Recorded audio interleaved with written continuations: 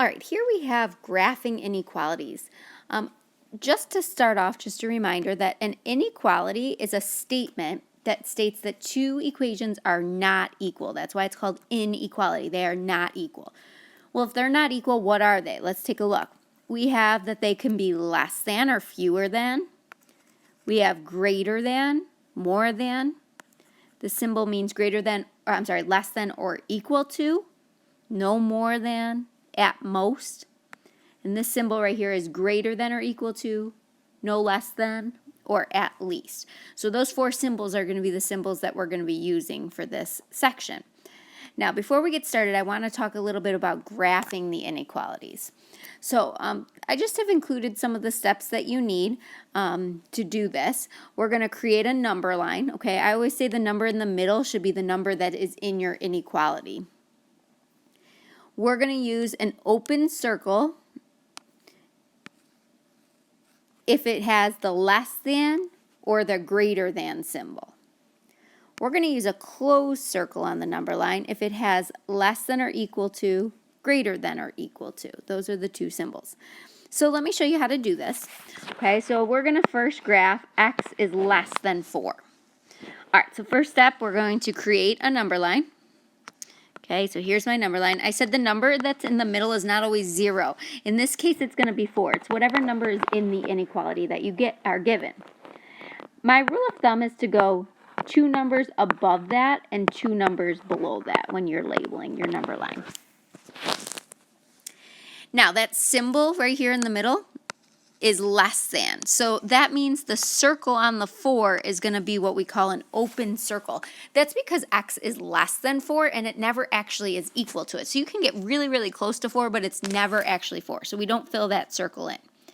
Now, all the numbers that are less than 4 is going to be on the left. So we shade all of the numbers to the left. And that's how we graph an inequality. All right, the second one here is our second example. We're going to do -5 is bigger than or equal to y. So they already give us the line here. So our number from the inequality is always going to go in the middle. And remember, I say just label 2 numbers above, and we're in the negatives, so that would be -4, -3. Going backwards would be -6 and -7. Now, this symbol here has a line underneath it, means it can include it. So we're going to use a closed circle this time, which just simply means we're going to fill that circle in. Now, if you look at the alligator, the Pac-Man, however your teacher taught you last year, it actually is facing the y. So that means the y is the bigger number. So that means that y is bigger than -5. So I'm going to just fill in, or shade, I call it, all the numbers bigger than -5. So that would be what the graph would look like for that inequality. Now, you're not going to be just asked to graph, you're also going to be asked to solve. So let me start off with addition and subtraction inequalities. Here we have the rules for doing this. We're going to use the inverse operation just as if you were solving an equation. You're going to simplify it, you're going to solve it, you're going to graph it, and you're going to check it. So there's an extra step here because you have to graph. So let me show you the examples. So here we're going to start off by solving this by subtracting using the opposite operation. We're going to subtract 3 from both sides. So that gets rid of the 3. That leaves us with x is larger than, now 10 minus 3 is 7. So my answer here is x is bigger than 7. Now remember, don't put the equal sign there. That is wrong because it's not an equation, and a lot of people mess that up. So make sure you have the correct symbol. Now it is a greater than symbol. There's no line underneath there, which means when we go to graph it, we're going to start off with an open circle.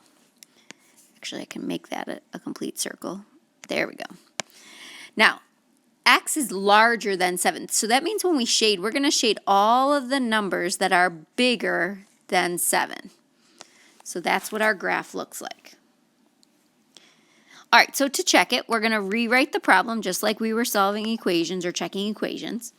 Now this time I cannot pick 7 for my x because x is bigger than 7. X is not equal to 7. So that means I can pick any number in the shaded region. I can pick 8, I can pick 9, any number that is bigger than 7. 10 seems pretty easy to work with, so I'm going to pick 10. Now I'm going to do the math here. 10 plus 3 is 13, which is bigger than 10. So 13 is bigger than 10. That does check. That works out. I'm going to have you try the other 3 questions as practice and check your answers as you go.